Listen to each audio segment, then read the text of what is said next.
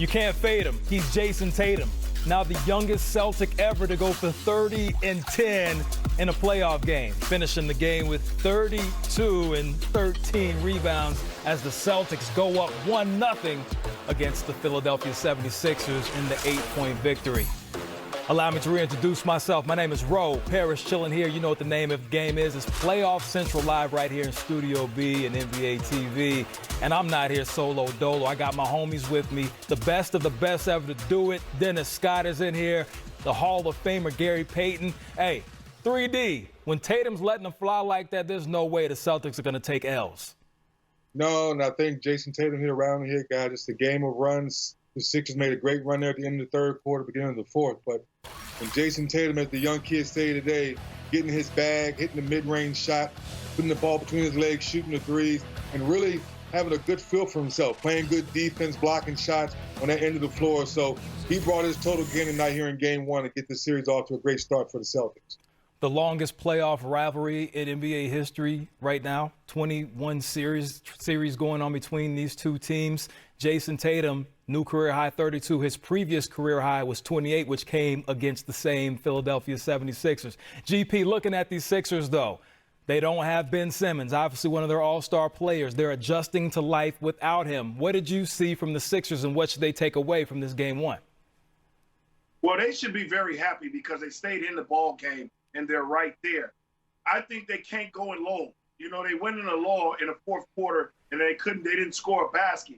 But what they have to do is, if the Celtics play little, this guy has to get the basketball so he can punish these little guys in the paint and then make them help, and then they kick it, and then all of a sudden they get wide open shots. But they went away from him trying to shoot jump shots for a little bit, got behind, and it was too late to come back. Joel Embiid finishing with 26, shooting 8 for 15. You wanted to see later in the game there were opportunities where the 76ers probably could have went to him in the post. They made other decisions, and the Sixers ultimately came out short. But, hey, the highlights is here. Enough of me talking. Let's show you exactly what happened in case you missed it. You see Tatum, who had a huge game. The process, Joel Embiid. Hey, GP, again, the process starting off strong with 11 in the first quarter.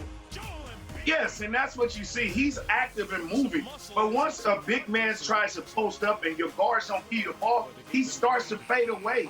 They have to make an effort to get him the ball more, especially when he started off like that. 1 for 4 from downtown, and then Jayson Tatum with that stroke, letting it fly early and often. He had 21 of his 32 and a half. That's a new playoff career high, 3D.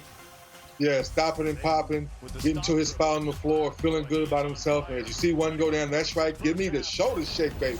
Go ahead, looking like a young Antoine Walker back in the day with that shimmy. And then Joel Embiid, I put my game down, flip it, and reverse it. 26 and 18 is Boston. Uh-oh, the Sixers are coming. Jaylen Brown for the jumper, though. That's wet from the top of the key. And then, GP, the Sixers going. Yes, with Milton and all them guys. These guys got to show up. You know, Horford, they got to show up. And when they made the run, look at everybody. Everybody is being involved with the game. Look, Horford is getting rebounds and all that. They have to be consistent and stay that way. When they go on lows, they don't score, and then everybody is not involved in the game, and that's how they get out. Sixers were up by 4 after 3 in the fourth quarter. The Celtics turned up, and you see this play right here. Hey, 3D, back in the 90s, would this even stop play back then? No, get some water, get up, shoot your free throws, and keep playing. and talk crazy to that man and say, I'm going to come back and do the same to you. Exactly. That's right. That's right. That would be deemed a flagrant one. We continue play. Jaylen Brown from downtown with 29. Late in the game, an unfortunate ending for the Celtics. Gordon Hayward under the basket, rolls that right ankle. Hayward would leave immediately following the game. He would not return. We know that he's had a number of issues with his foot. We remember that gruesome injury years back in Cleveland. Taking a look at the box score, Joel Embiid, as I mentioned, with 26. Richardson with a huge game. Burks chipping in. But the Boston Celtics making things happen. Brown, Tatum, Kemba Walker with 19 in his playoff debut after missing it for a couple of seasons. Of course, he was in the playoffs back in the day with the Hornets, Bobcats. But in the meantime, let's go to the head coach of the Boston Celtics, Brad Stevens. Don Westerholm.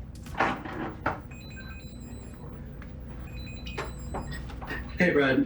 Just update on Gordon Hayward. Have you been able to hear anything about him? Sprained ankle.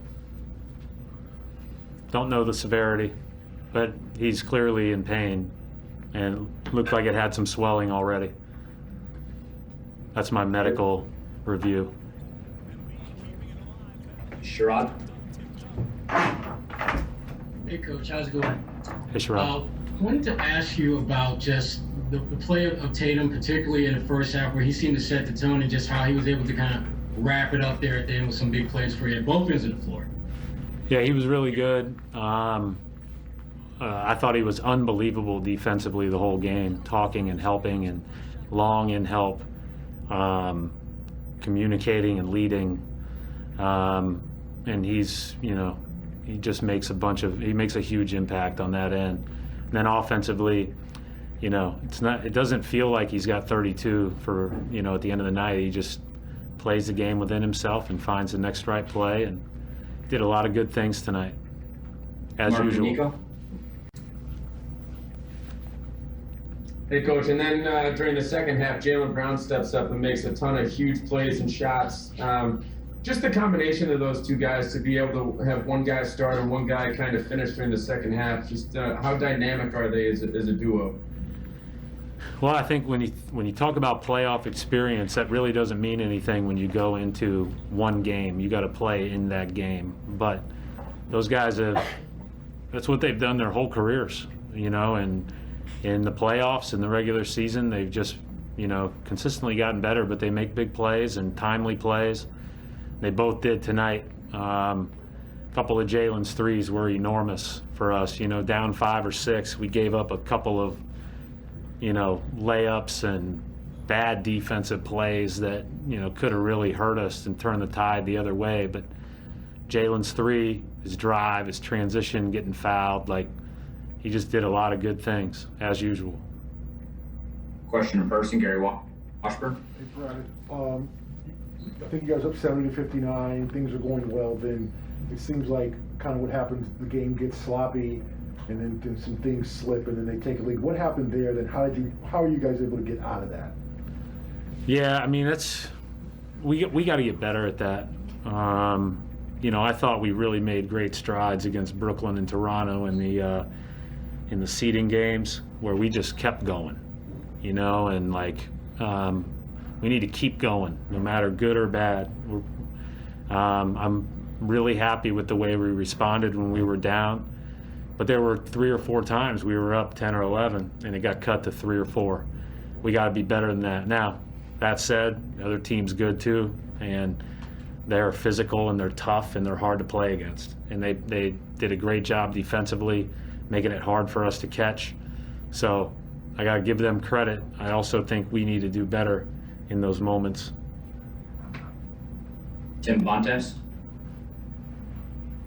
Brad, you've talked a lot this year about how you still have a pretty young group of guys, but Jaylen and Jayson have played in, feels like 1,000 playoff games at this point. Is it safe to say that, despite their age, part of the reason they're able to deliver in these moments is that they've already been in a ton of them? Well, like I said earlier, I don't know if it's experience, or I don't know if it's, the idea that they've been through it before. I just know they've been doing it the whole time. So, I don't think it has much to do with experience. It's just about how they're built. And those guys they make big plays. They're both work really hard. They prepare for big moments. They prepare on, about what they're trying to do defensively and offensively, and they care about that, and that's why they play well. But got to keep doing it. Got to do it again. The next game, the next time the ball tips off, doesn't matter what your experience level is. It just matters that you play well. And specifically with Jaylen, it seemed like in the fourth quarter he was able to really, or in the second half, he was really able to attack Al in that mismatch and be able to kind of get in the paint and make plays. Is that obviously something you guys are going to hope to try to continue if they stay big? Al's a terrific defender, and I think that, we're just doing our best to try to get a good look every time down the court. We'll keep looking at what we can do to play better offense. All right, we'll wrap it up right there. Thanks, Coach. Thanks. Yeah. Coach Stevens, And the Celtics go up 1-0 against the Philadelphia 76ers. We heard from the coach and that man on the screen. His name is Jaylen Brown. What can Brown do for you? We hear from him next, along with his running buddy, Jayson Tatum. Next. Don't go anywhere. Playoff Central Live is on your screen.